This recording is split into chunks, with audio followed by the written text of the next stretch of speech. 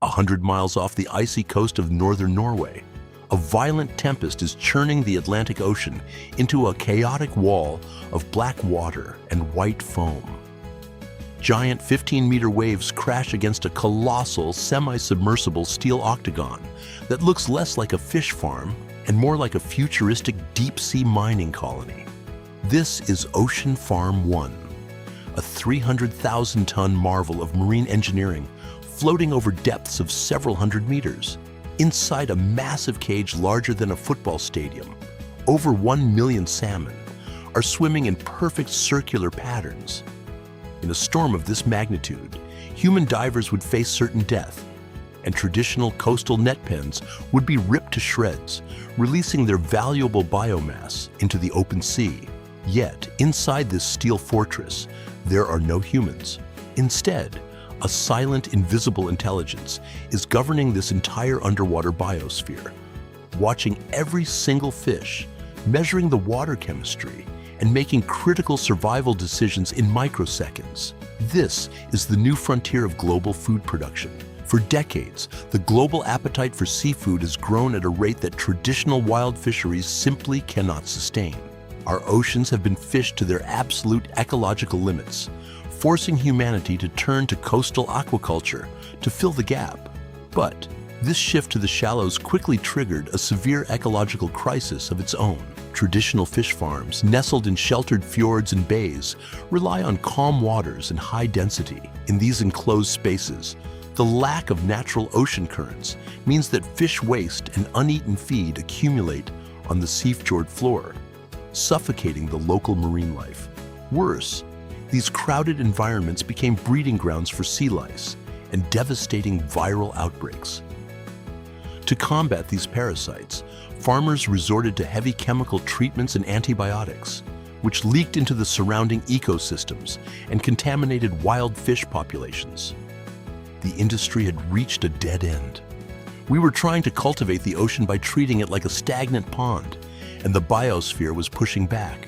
Scientists realized that the only way to save aquaculture was to move it into the wild, high-energy environment of the open ocean, where powerful, deep-water currents could naturally flush away waste and mimic the natural habitat of wild pelagic fish. But the first attempts to build offshore farms in the late 20th century ended in spectacular disaster.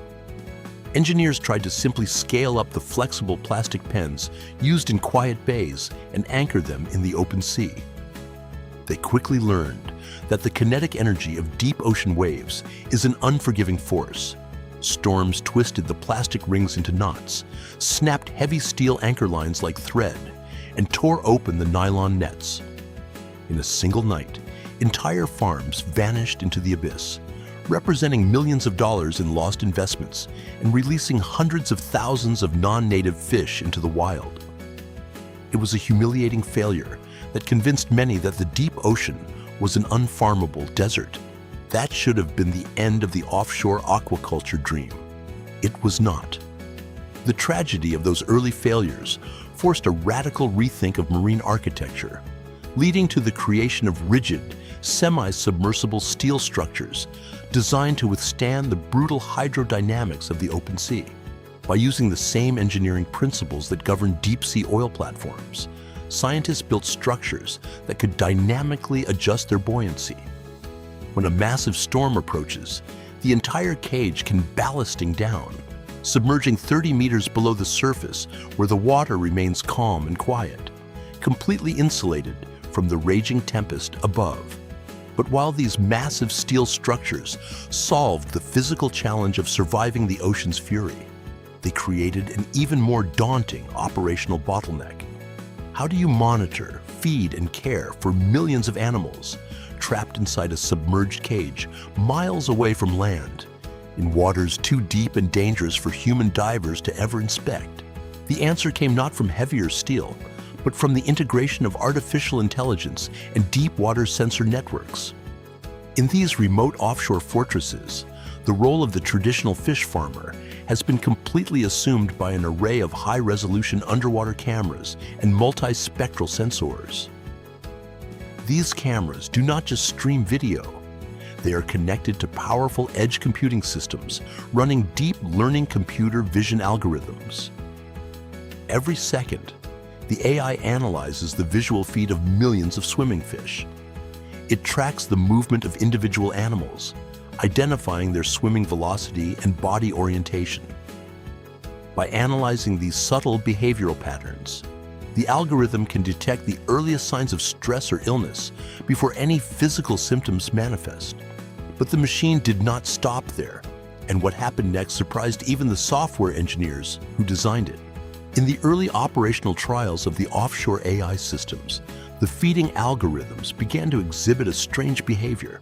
Traditionally, fish are fed on a rigid schedule, with automated blowers spreading pellets across the surface for a set number of minutes.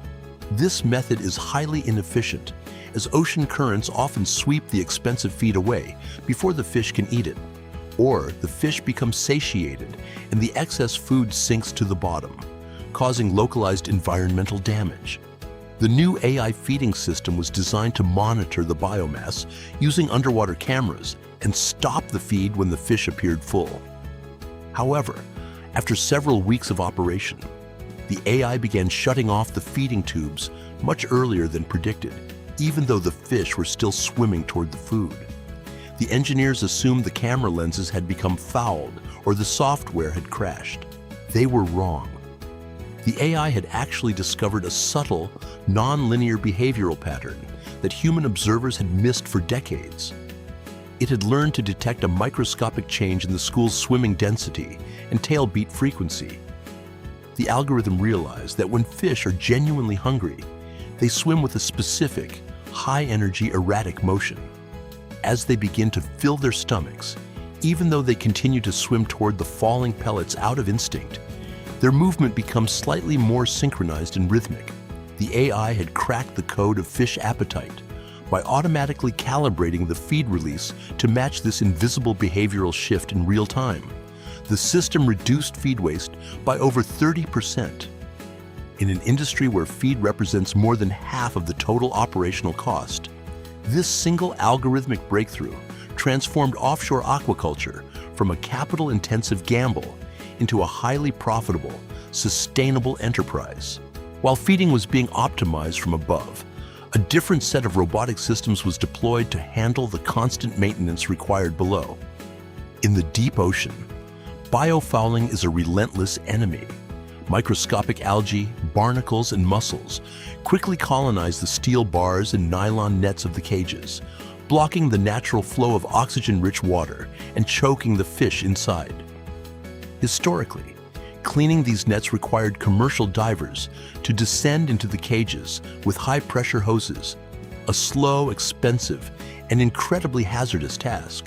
Today, this delicate labor is performed by autonomous underwater vehicles, or AUVs, that live permanently inside the offshore structures. These sleek, torpedo-shaped robots patrol the exterior of the nets 24 hours a day. Equipped with computer vision and specialized hydrodynamic thrusters, they crawl along the netting, using high-pressure water jets to blast away biofouling before it can establish a foothold. If a floating piece of ocean debris tears a hole in the net, the robot's sensors immediately detect the change in tension, locate the breach, and send an alert to the shore station, preventing a catastrophic fish escape. Yet, as these robotic fortresses began operating further from the coast, engineers hit a fundamental physical barrier that threatened to derail the entire digital ocean revolution. Radio waves, which power our modern wireless world, cannot travel through water. High-frequency signals like Wi-Fi, 5G, and GPS are completely absorbed within a few inches of entering the sea. This meant that the massive amounts of data generated by the underwater cameras, oxygen sensors, and robotic crawlers were effectively trapped beneath the surface. The machines were brilliant, but they were functionally blind and deaf to the engineers watching from the shore. This data bottleneck forced scientists to look to the field of marine biology to find a solution, leading to a remarkable breakthrough in acoustic communication and edge computing. Since sound travels 5 times faster in water than in air, engineers developed a network of underwater acoustic modems that translate digital data into high-frequency sound waves.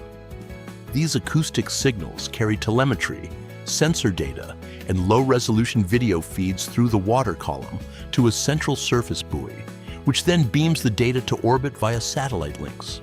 Instead, they built the AI directly into the underwater camera housings. These edge computing nodes process the high-definition video locally, extracting only the critical metadata, such as sea lice counts and health anomalies. The supercomputer did not need a massive fiber optic cable to see. It had learned to translate its thoughts into the language of the deep.